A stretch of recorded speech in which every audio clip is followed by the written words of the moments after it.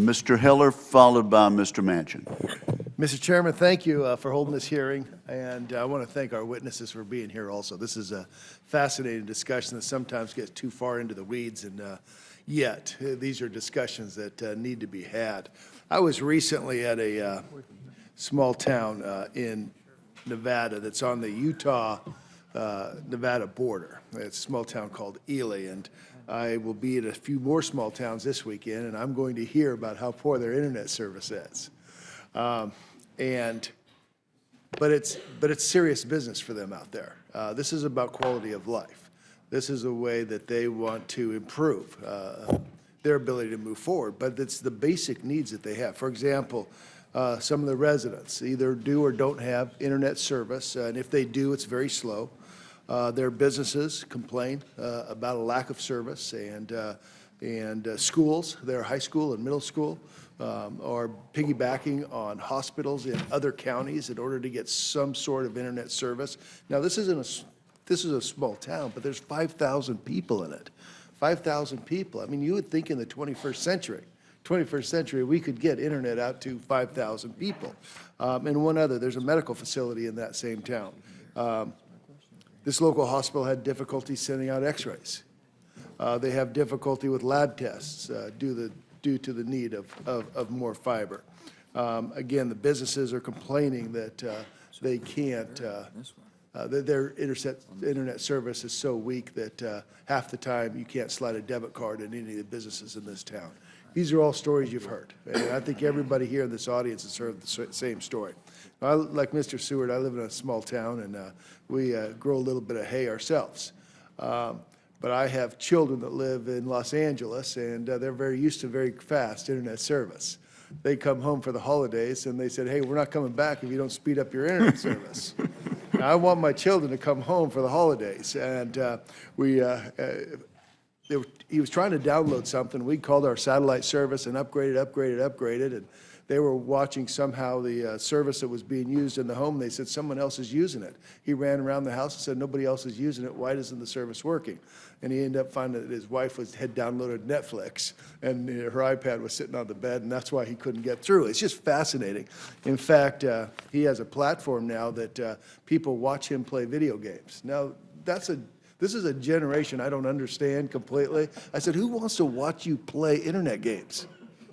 I don't think anybody in this room would pay somebody $5 to watch him play internet. And this is what he's doing. He's on the internet, they pay him $5 to watch him play. I said, who's paying that? He says, well, people watch sports. So it's a different thought process, but just goes to show you the next generation coming up and what their needs and concerns are. So I'm concerned about small towns like Ely, as all of you are, in making sure that they get the quality of service that they need in these internet services.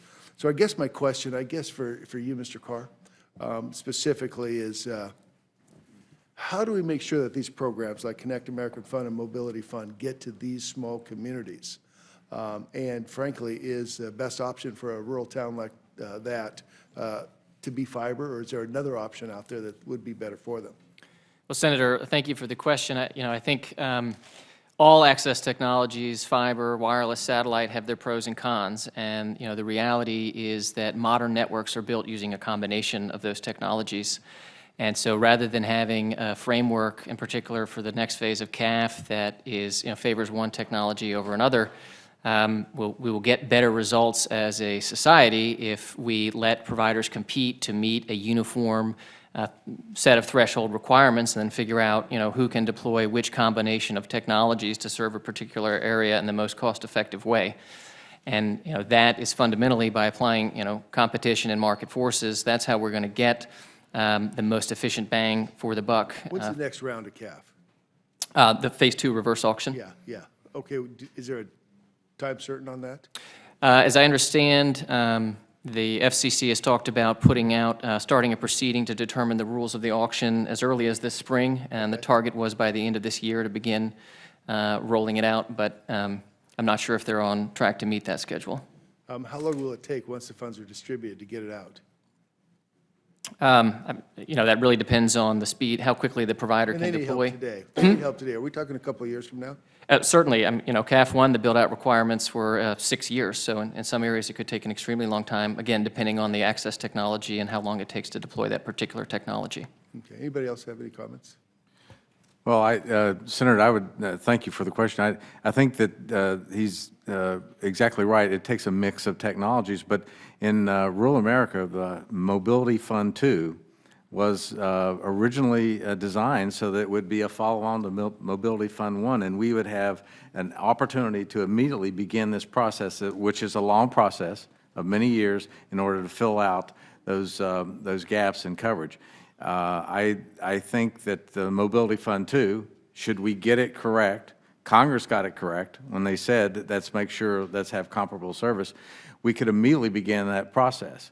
And it's very disturbing that we've been 3-4 years now with a legacy program that has consistently been reduced. Correct. And we don't have a replacement program in place. And that's why Congress, I think, most astutely suggested to the FCC that you don't further reduce existing support until you get a new replacement program operational. Okay, now these, Mr. Chairman, I'm going to end with this question, though. You're talking 3 or 4 years. 3 or 4 years. Is the technology up to date? I mean, 4 or 5 years in this world is an eternity as the changes of technology occur. Are we still up to date if this program started in 2011?